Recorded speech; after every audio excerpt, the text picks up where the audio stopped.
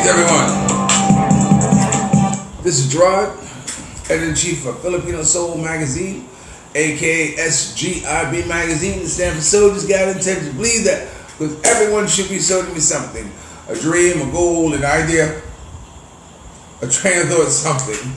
I don't know what compelled me to do this video, but something just compelled me to do this video at this moment in time. You know, a lot of stuff is going on, especially in the United States. I want to talk about, real quick, about that Sumner case of him testifying. You know, they could have handled him a different way. They could simply have said to him and said, "This is your second time testifying in front of Congress." He says, "Yes." He says, "The first time you testified, were you completely honest and forthcoming in your testimony? Or did you have to let it be known that you wanted to make adjustments to your testimony because there are some things that you had left out?" Now, considering the fact that you didn't have your notes, your emails, or anything like this, you had nothing to give reference to, but yet still you needed to add more to your testimony. Is that correct, Ambassador Sumner? You would have to say, "Yes, that's correct." Well, Ambassador Sumner, what makes you think that you can sit here today and testify and us feel confident that you're telling the truth, that you're not leaving anything out, that what you are going to give testimony to is the whole truth? The whole truth is nothing but the truth. So help you God, Mr. Sumner. You can't.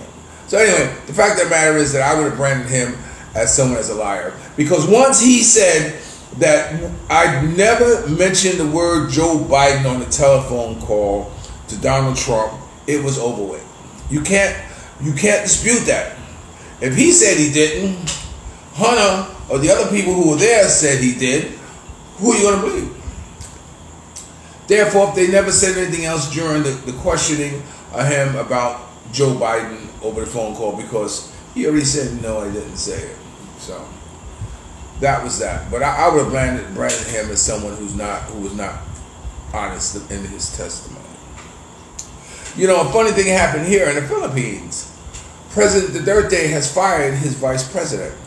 I think her name is Rodriguez or something like that. I don't know. He fired her after he placed her in charge of the drug campaign here in the Philippines. You know, in 3 weeks, she never brought forth any type of proposal or plan to combat the drug epidemic or fighting the drug war here in the Philippines. In fact, she is alleged to have spent most of her time talking to people from the United States. People who have already prejudged President Duterte and his policy relating it to human rights violations. In fact, one of the ambassadors or one of the people who she has been talking to tweeted that the first thing that he would do would arrest President Duterte on human rights violation. So they felt that, look, you are spending your time, you know, looking under the wrong rocks, and you're keeping company with those who have already prejudged, you know, how they felt about the drug campaign or the drug war here in the Philippines, which makes a lot of sense. You know, I mean, if you should keep an open mind. I mean, it's simple. You know, a lot of people want to look at rocks under the rocks here in the Philippines about their human rights violation, but no one is looking under the rocks in the United States about its own human rights violation of killing unarmed black people in the back, watching TV, a child in the park with a toy gun. You know, there are a lot of cases. You know, someone they shot in the car when he was who had a gun, who was reaching for his who told him, "Look, I have my my license to carry a concealed weapon." And while he was getting it, was shot. You know, so there's a lot of human rights violations going on in the United States that no one is up in arms about. Well, they are up in arms about, but they're up against a tidal wave of force that's not going to let them have the momentum to really do anything about it, or to really scream about the human rights violation. Or they're not doing anything about the guns, you know, that's completely off. Or the opioid epidemic is a joke, with the crack epidemic, you know, they were locking cats up left and right. I ought to know, you know. But with the opioid, they just pat them on the back and put them in rehab. Why? Because it's affecting, a different class of people, not the lower class of people. We'll leave it at that. So anyway, President Duterte fired her, and a lot of people feel it was the right thing to do, because, for 3 weeks, you're just spinning your wheels, looking for solutions in all the wrong places, So anyway, so other than that, things have been going kind of well. It's the end of the month, things are, they call it snafu, SNAFU.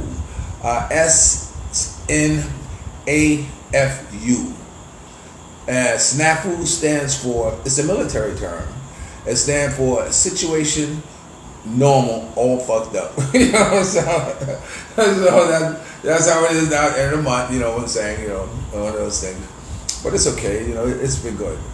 I went to Cebu. I had a nice time in Cebu. I saw a lot of dear friends, and nothing makes me smile more than seeing people who I love again. And that's the thing about when you love people, you don't just love them momentarily. You just don't love them for a short time. You love them for life, and that's what I do. When you're in my life. Don't you understand? When you're in my life, you're in my life forever. Forever, ever. Yes, that's how I look at it. You know what I'm saying? Even if it's just, just responding to a message. I don't ignore anybody on Messenger. If you send me a message, I'm going to reply.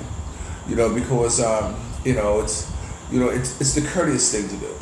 Although sometimes the conversations don't go much more than hello, how are you, good evening, good night. That's fine. I'm perfectly content with that.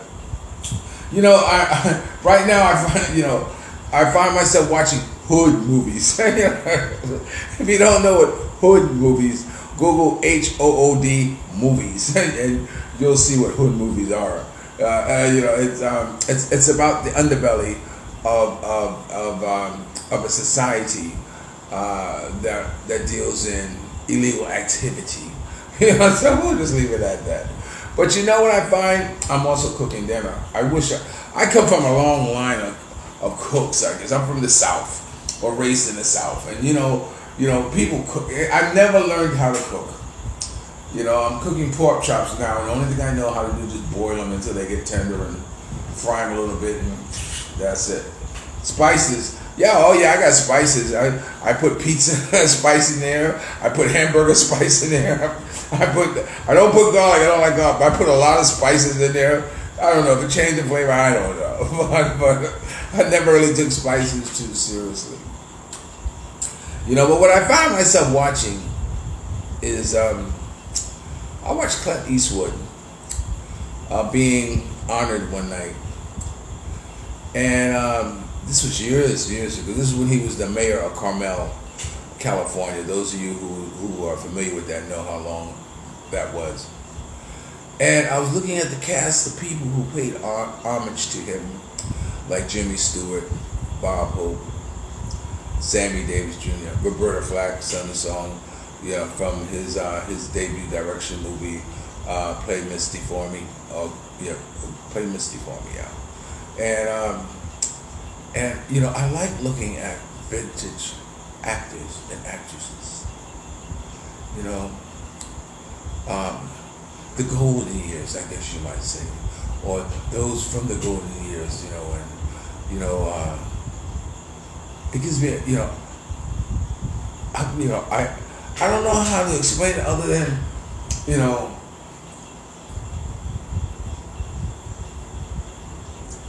it warms the cockles of my heart.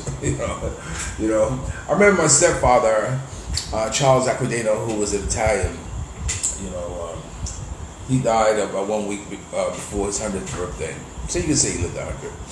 And I decided to surprise him, and I sent away for Dean Martin's Roast, a whole collection of cassettes that had a lot of actors when he was coming up on TV. Charles Bronson, a lot of people, who he may have or would have remembered.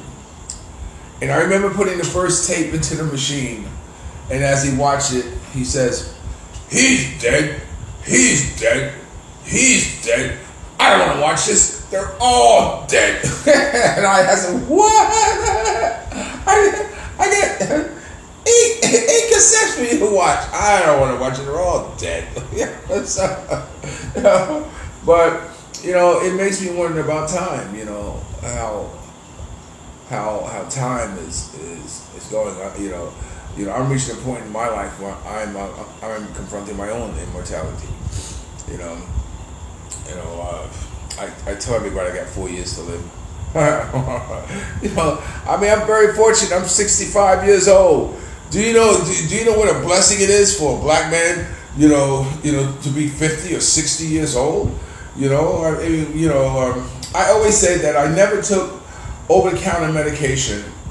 When I die, they should do an autopsy on my body, so this way they can see what the body goes through without, pumping itself with all kinds of medication and stuff like that.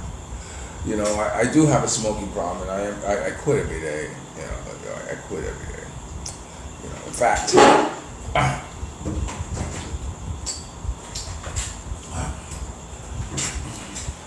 I have my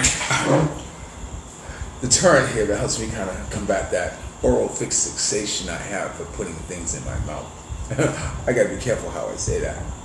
But I have a friend who's coming back from the United States, and he's bringing back filters for my e-cigarette. There's a certain e-cigarette I'm looking for that I use that he's bringing me back the filters for. I can't get here in the Philippines, and I appreciate it. So Ed, I'm waiting on you to come back, buddy. And also, I think I want to take this time to ask my number two. Hey, number two, where are you? People are sending up the Batman signal for you because we ain't heard from you. My daughter, she's we haven't heard from her. We haven't heard from her for a while. So, I heard from her a few weeks ago. I did her. Leave it at that. But we're getting concerned about her. So, say a prayer and a few Hail Marys for my daughter. I hope that she's all okay. All right, so like I said, I just want to stop and just give a little shout out. I'm going to say, while I do have you, hold on a second.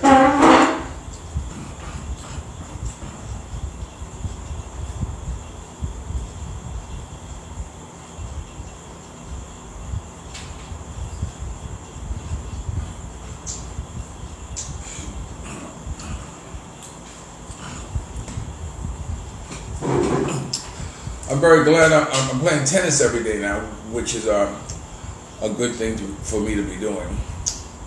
But let me married. Sumo. I can't. I'm a bad reader. I'm gonna say hello to you, Heidi, Joan, Susan, Alona, Paula, Lisa, Emi. Emlie, Len, Martha, Jane, Hot Mess, Roberta, who's a guy,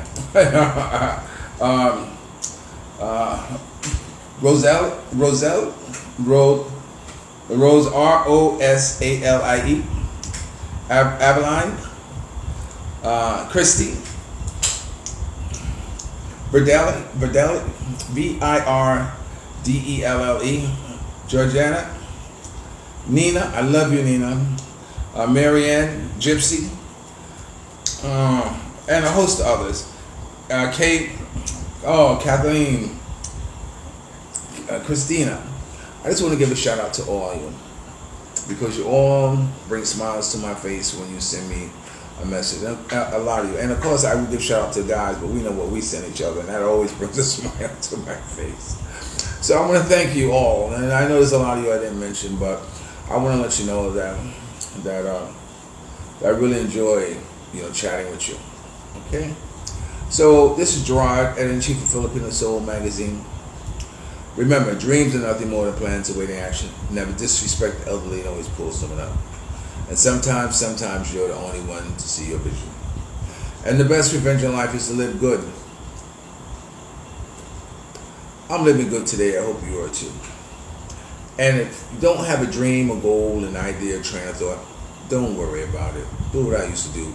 Get as much you can, as fast as you can, and go home. And remember, I always love you more.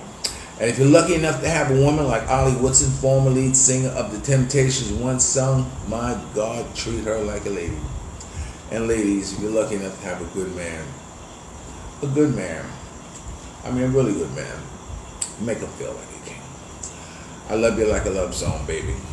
Now, let me get back to my good movie.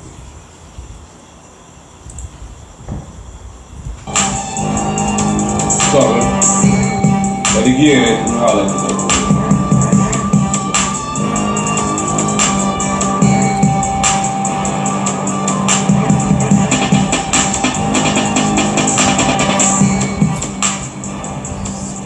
Why y'all keep being late, man? We have our cars messed up. Cars messed up. You couldn't call him, man?